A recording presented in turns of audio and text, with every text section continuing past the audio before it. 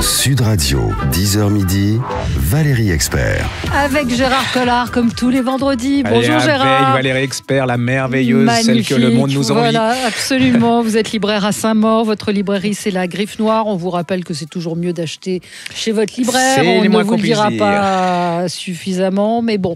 Alors, vous avez lu quoi de bien cette semaine? Qu'est-ce que j'ai lu de bien? On va commencer par cette dame que j'adore. Ah oui. Gaëlle Nohan. Alors, elle a écrit, si vous avez aimé le bazar de la charité, il faut absolument que vous achetiez son livre qui s'appelle La part des flammes, qui est paru en poche, qui raconte beaucoup mieux même que ce qu'il y a sur TF1. Oui, l'histoire est beaucoup plus, moins neuneux, on va dire, comme dirait Gérard. Donc ça s'appelle La part des flammes. Vous achetez ça en poche et c'est l'histoire du bazar de la charité. C'est un des beaux Trois romans destins de femmes, années. c'est très beau. Ouais. Et là, elle vient de publier effectivement La femme révélée. Ça paraît chez Grasset. Alors c'est toujours une femme et puis j'adore ce livre parce que au départ, il s'oppose à un tabou. Alors, on a cette femme qui est d'origine plutôt modeste. On est à Chicago, dans les années 50. Elle est à Chicago. Ses parents sont plutôt démocrates, assez altruistes. Je crois son père est pasteur et tout. Et puis, il va se passer une chose, c'est qu'ils n'ont pas de fric. Et là, elle est toute jeune. Elle va tomber amoureuse, et lui aussi, d'un jeune homme issu de la nomenclatura de Chicago, avec beaucoup de fric. Enfin, vous voyez, le rêve. Il va partir à la guerre. Et là, l'homme qui va revenir, il ne va pas être du tout le même homme. Il est un peu, il boit, et puis il se rend compte que il correspond pas du tout à l'image qu'il s'en était faite. C'est-à-dire en fait, par exemple, il loue à des noirs des trucs insalubres à des prix pas possibles. Il n'hésite pas à faire des choses pas sympas.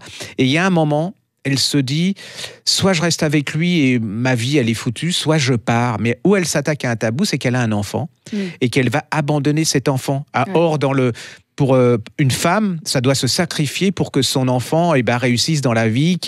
Elle est au service de cet enfant. Et elle dit, même si elle l'aime, je ne peux pas parce que sinon je vais mourir sur pied, quoi. Et donc elle va partir, elle va prendre une nouvelle identité, nouveau passeport, elle va se retrouver à Paris dans les années 50. Elle a plus de fric, elle a une seule chose qui la tient, c'est qu'elle est folle de photos, et elle va avoir un appareil photo, elle va se mettre à photographier Paris dans les années 50. Vous avez un personnage de femme qui s'appelle Rosa, qui est une prostituée qui est absolument fabuleuse, extraordinaire. Et puis, c'est cette femme. Est-ce qu'elle va découvrir l'amour ou pas découvrir l'amour? Est-ce qu'elle va se faire avoir à nouveau? Et elle va repartir des années après à Chicago. Elle va retrouver son fils. Alors, vous allez découvrir. Alors là, c'est une autre partie, c'est-à-dire que vous allez voir la lutte des Noirs pour leur indépendance, pour les femmes aussi, pour plus de dignité. C'est un peu une image. Il y a la guerre du Vietnam. C'est une image des États-Unis de cette époque-là qui est très, très, très bien. On retrouve la manière qu'elle avait de faire le bazar de la charité. C'est-à-dire qu'on est complètement dedans. On se laisse prendre par le livre. Alors, quand on rentre dedans, truc, c'est que dans la première partie, je me suis dit, c'est... je me fais avoir parce que j'avais l'impression d'avoir déjà lu ce bouquin, mais pas. Enfin, elle a un charme fou, elle a un style incroyable. C'est un livre humain, en fait. Oui, c'est ça. Vraiment. Vous êtes attaché au personnage en disant oui, mais ça, on l'a déjà lu. Mais en fait, oui, mais on l'a déjà lu comme beaucoup de femmes ont déjà fait ça, mine de rien. Mais c'est la manière qu'elle a de le raconter et d'écrire ses personnages qui est toujours très réussie. Si vous voulez un bon roman pour un peu oublier tout, puis apprendre des choses, parce que toute cette deuxième période où elle raconte... vous faites avoir, ça devient... C'est des livres coucounés, je sais pas si on dit ça, qui sont comme des doudous. Vous êtes dedans, vous la lâchez pas. Si vous êtes en podcast, ou je sais plus comment ça s'appelle, en streaming, vous regardez la couverture, c'est ça, cette femme, vous y attachez. Ça s'appelle La femme révélée, c'est chez Grasset, et l'auteur s'appelle Gaëlle Nohan. Alors je sais que les grands critiques littéraires vont me dire que je ne... mais on s'en fout. Nous, on aime lire, on a du plaisir. Moi, j'ai lu Ce que nous sommes de Caroline Bongrand. Alors Caroline Bongrand, elle a publié déjà plusieurs romans. Les derniers, c'était 3 définitions de l'amour et vous aimez. Et alors là, après une rupture amoureuse, elle est super mal. Alors c'est pas la première rupture amoureuse, mais celle-ci, elle la laisse vraiment sur le carreau. Et elle se pose des questions.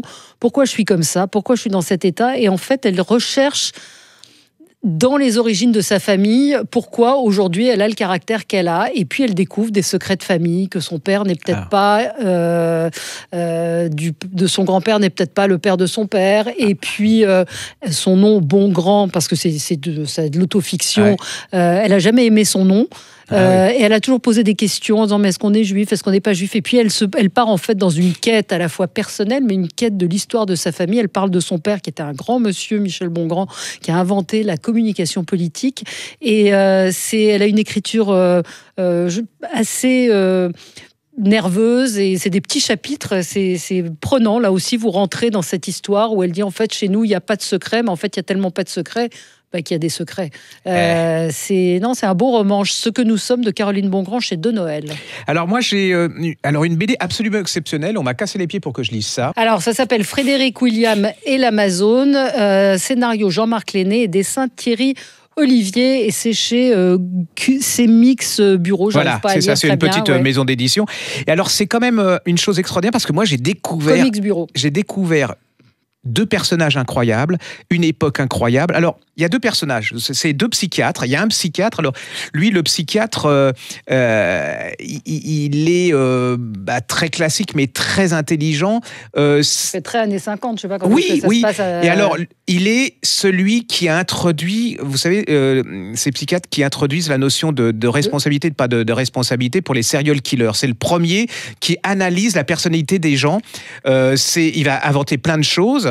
On est dans les années 50. Et puis de l'autre côté, vous avez un homme, alors lui, il est polygame, il est aussi psychiatre, psychologue, et il a inventé un comique qui s'appelle Wonder Woman.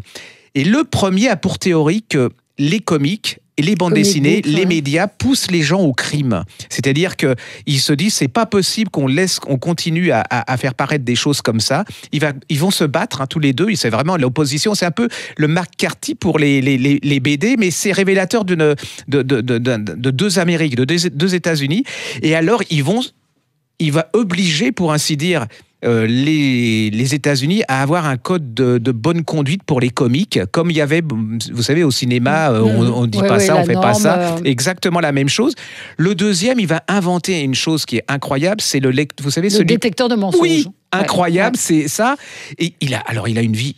Alors, Wonder Woman, c'est quand même quelque chose. Et vous savez pourquoi il a inventé Wonder Woman? Parce qu'il y avait Superman. Et Superman, il avait une réputation, c'était un facho misogyne. Et lui, il s'est dit, je vais faire une femme qui va être contre les fachos et qui va être féministe.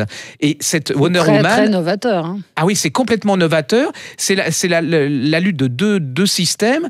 Alors, il va faire absolument plein de choses, plein d'études. Il a 2 femmes avec des enfants. Lui, il est complètement novateur et l'autre, il est... Ouais, plus ah oui, alors lui, on rigole pas avec... extrêmement rigide et tout. Oui, et à la fin du livre, il y a l'histoire... Oui, mais c'est une histoire... Moi, ça m'a fasciné, ça m'a passionné. Le dessin, en plus, c'est pas mal. Pourquoi l'Amazone? L'Amazone, c'est Wonder Woman. Oui, on voit et la puis silhouette. En plus, sur la c'était l'époque où on pensait que les Amazones ont vraiment existé. Alors, c'était à la base de tous les comics. C'est fascinant, c'est un véritable livre d'histoire. Même si vous n'aimez pas les BD, vous allez vous faire avoir ces 2 personnages. Que là, vous allez faire comme moi, parce que, bon, là, on apprend plein de trucs. Mais alors, après, vous allez sur Wikipédia, vous allez voir qui sont ces gens. Et ils ont des vies, mais incroyables. Et alors, les comics, ça revient à la mode en ce moment. Vous allez redécouvrir. Moi, Wonder Woman, je savais pas que c'était en opposition à Superman. Oui, que Superman à l'époque. Et cet homme, les 2 vont avoir des vies incroyables. Allez-y. Frédéric Williams. Alors, c'est Frédéric William et l'Amazone. Et donc, scénario Jean-Marc Lenné, les dessins de Thierry Olivier, des très beaux dessins. Vraiment, c'est chouette. C'est la vraie BD avec des dessins en noir et blanc, un petit peu de couleur. Non, très, très beau chez Comics Bureau. Moi, je voulais parler d'un... Alors, on parle La naissance en BD, Lucie Gomez. C'est un roman graphique, comme on dit.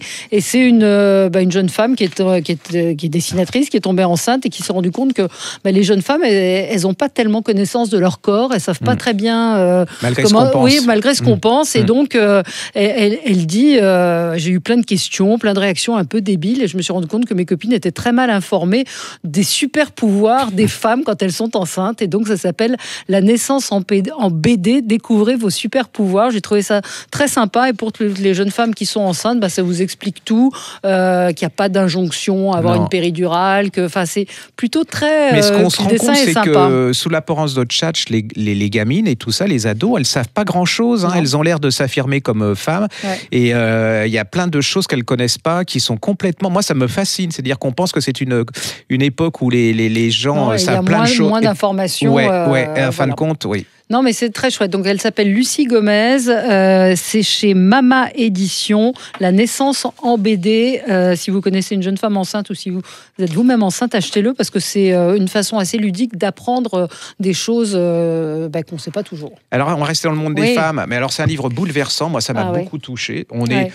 On sera plus ou moins touchés tous un jour ou l'autre. Blandine de Caunes, la mère morte. Donc Blandine de Caunes, il faut dire que c'est la fille. C'est la fille de Benoît de Groult. Et de Georges de Caunes. Absolument. Et puis, alors, c'est un trio de femmes. Hein. Il y a sa fille à elle, il y a Blandine de Caunes et il y a Benoît de Groult. Alors, Benoît de Groult, c'est la célèbre écrivain qui s'est battu pour plus de dignité, de liberté des femmes, pour affirmer la vraie place des femmes dans la société française. Et puis, cette femme, elle est pétillante, elle est brillante. C'est vraiment une icône. Hein. C'est vraiment une icône pour toute une génération. Et puis, elle a 91 ou 95 ans et elle commence à perdre... elle raconte comment petit à petit Alzheimer gagne, et que c'est un déchirement pour ces femmes en se disant mais ma mère qui était absolument brillante. Et alors c'est au quotidien et puis c'est leur quotidien avec cette femme, c'est-à-dire qu'on voit que au début on se dit on peut la laisser toute seule mais puis c'est plus possible et puis elle commence à mettre sur la cuisinière des trucs en plastique, elle tombe, elle oublie les rendez-vous. Mais c'est pas un énième roman sur la maladie d'Alzheimer parce que c'est la personnalité de Benoît de Groult, c'est la personnalité de Blandine de Caunes. C'est trois femmes fortes. Et puis c'est trois générations, la façon de les trois générations, elles se réunissent. Il y a sa sœur aussi. Moi j'ai trouvé ce bouquin, c'est pas du voyeurisme, c'est pas glauque. Non, mais il faut dire aussi qu'elle perd sa fille, Blandine de Caunes. Donc la mère morte, c'est ça, c'est que elle perd sa mère, elle perd sa fille dans un accident de voiture. Et donc. Et c'est un courage incroyable. Hein. C'est vraiment les deux sœurs sont vraiment une force. C'est un livre très puissant, qui est bouleversant. C'est bouleversant, mais dans le bon sens du terme en plus. Hein. Et puis ça interpelle les gens, comme on dit, parce qu'on se dit qu'on va être confronté à ça.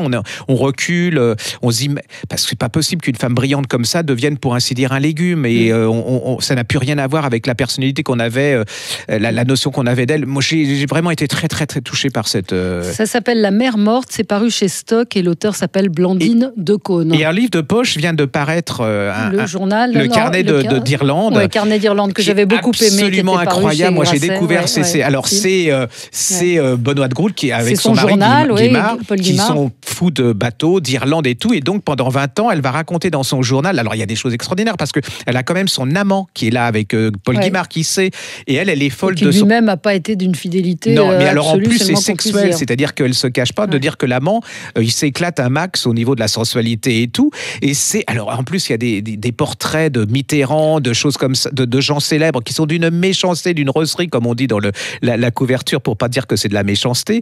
C'est vivant, c'est une époque. Moi, j'ai découvert une époque que je connaissais pas et qui c'est des femmes qui sont fascinantes, quoi. Je veux dire, elle est incroyable. Oui, alors c'est un livre de poche. Vous prenez les deux parce que vous vous rendez compte que dans le premier, moi-même, je conseillerais de lire le premier en livre de poche parce que elle se rend compte, Benoît de Groult aussi, qu'elle vieillit. Il y a la vieillesse, le refus de la vieillesse, dire comment je vais finir. Et puis là, il y a comment elle finit, quoi. C'est c'est Blandine de Caunes qui déjà avait décidé pour rendre hommage à sa mère de publier ça s'appelle Carnet de pêche et d'amour, 1977-2003, et sur la couverture effectivement du livre il y avait Paul Guimard et François Mitterrand, et c'est le quotidien, c'est la pêche à la crevette qu'elle adorait, c'est son petit bateau, c'est les paysages d'Irlande, et puis c'est des gens comme ça, c'est un peu comme Blondel, c'est des gens qui ont l'art de traduire le quotidien en mots. Blondel, c'est Jean-Philippe Blondel qu'on aime beaucoup. Et elle fait pas de grandes phrases, elle a un style, vous vous projetez complètement dedans, vous comprenez ce qu'elle ressent. C'est deux livres qui m'ont. Si vous êtes une jeune femme, vous lisez ça parce que cette femme, Benoît de Groult, est quand même à l'origine de ce que vous pouvez faire maintenant. Hein, oui, Brigitte Kernel. Attendez, elle avait écrit ça qu'on avait adoré. Ça, il faut lire absolument. Jour brûlant à Key West, c'est en poche, ça vaut 7 €. Donc si Françoise Sagan qui rencontre. Alors vous y êtes. Hein, elle est au bord. Elle va. Il y a Bonjour Tristesse, je crois, et elle va faire la promotion de Bonjour Tristesse à New York. Aux États-Unis, Tennessee Williams qui l'invite. Parce qu'elle s'emmerde, c'est pas dur. À Key West en lui disant il est avec son amant et avec Carson McCullers. Et là, vous allez vous retrouver dans un truc de folie. Alors en plus, c'est hyper bien décrit parce que vous ressentez le sable, la chaleur, tout. Et vous avez ces 4 personnes qui sont 4 bombes, hein, c'est-à-dire, c'est un livre rempli d'émotions, de sensualité, de désespoir. C'est absolument magnifique. Elle a un art de décrire. Et là, Et là, ouais, donc ça s'appelle Jour brûlant à Key West, Brigitte Kernel, quand Françoise Sagan rencontre Tennessee Williams. Et là vient de paraître c'est un énorme Le livre, secret Hemingway. Donc ça paraît chez Flammarion. Alors, vous avez Hemingway, qui, c'est ce que je dis, Hemingway, il se fait un personnage de virilité, la guerre, les corridas, les femmes, l'alcool, le sexe, enfin voilà. Et puis, il est marié, il a des enfants, et là, il y a un petit garçon qui s'appelle Grégory. Et tout va bien jusqu'au jour où il le rencontre, il le voit dans sa chambre, en train d'essayer les sous-vêtements de sa mère, et alors il jouit apparemment de mettre, voilà. Ouais. Et là, Hemingway panique, mais à mort, en disant « Tu ne seras pas ça ». Tout était dans le ça, et il va l'éduquer, c'est-à-dire qu'il va le reprendre en main, il va lui apprendre la chasse, vous voyez, tout ce qui est viril, la guerre, être viril, quoi, et tout. Le gamin, il va accepter ça, malgré tout. Il va devenir, quand vous voyez les photos de cet homme, il est grand, blond, c'est vraiment un mec viril aussi, mais quelque part, il a pas changé. C'est une femme qui est dans un corps d'homme. Il va se marier. Parce qu'il va jamais aimer les hommes. Il est complètement fasciné par les femmes. Ouais. Il va avoir 3 mariages, près de 8 ou 9 enfants, et jusqu'à 64. Alors, il y a aussi un truc, c'est que pour que ça n'explose pas, la machine n'explose pas, il va partir à Miami pendant 8-15 jours, et puis il va mettre des robes de femme, il va être dans un milieu particulier. Les femmes vont l'abandonner parce qu'elles ne supportent plus. Cet homme va attendre 64 ans avant de se faire opérer complètement pour pas choquer ses enfants. Vous allez voir comment il va finir. Mais la belle image, je trouve, c'est la dernière femme qui va revenir malgré tout et qui va l'accompagner jusqu'au bout en acceptant ce qu'il est. C'est un livre incroyable, c'est un livre. En plus, les transsexuels, on a souvent une caricature de ce que c'est que le transsexuel, et là, c'est complètement quelque chose. Mais par exemple, un corps d'homme, absolument. Et puis, il refuse d'abandonner son rôle de père, c'est-à-dire qu'il se fait opérer, mais pour eux, il doit rester le père. C'est magnifique. Dans le livre, il y a toute la relation avec Hemingway, évidemment. Mais c'est fait avec beaucoup de tendresse, de générosité. Et c'est pas Hemingway, on a envie de le baffer, mais pas tant que ça, parce qu'on comprend que cet homme, il est pas bien non plus. En plus, c'est une famille qui se suicide. C'est comme il dit, on a le sang du suicide dans la famille. C'est magnifique, magnifique. De génération en génération, tout le monde se tuait. C'est ce qu'on dit des Hemingway. C'est vrai que ils n'ont pas eu beaucoup de. Non, et ne passez pas à côté, parce qu'il y a plein de romans neuneux qu'on aime bien, mais bon, voilà, c'est des passe-temps. Et là, c'est vraiment une ouverture sur un autre monde. Et puis, puis moi, je trouve que le combat, parce que le gosse, là, à cette époque-là, c'est pas l'époque où on est maintenant. C'est-à-dire, c'était pas tolérant. En plus, on lui a fait payer d'être le fils d'Hemingway. Tout ce qu'on pouvait pas dire sur Hemingway, on l'a projeté sur le fils. Magnifique, c'est un chef-d'œuvre. Très beau livre. Le secret Hemingway de Brigitte Kernel, et achetez Le Jour brûlant à Key West en poche aussi. Celui-ci est paru chez Flammarion. Voilà. Écoutez, pas mal de choses, et de très franchement très fortes, et vous ennuierez pas avec tout ce qu'on vous a conseillé. Merci Gérard, nous on se retrouve dans un instant pour commenter l'actualité. Sud Radio, 10h midi, Valérie Expert.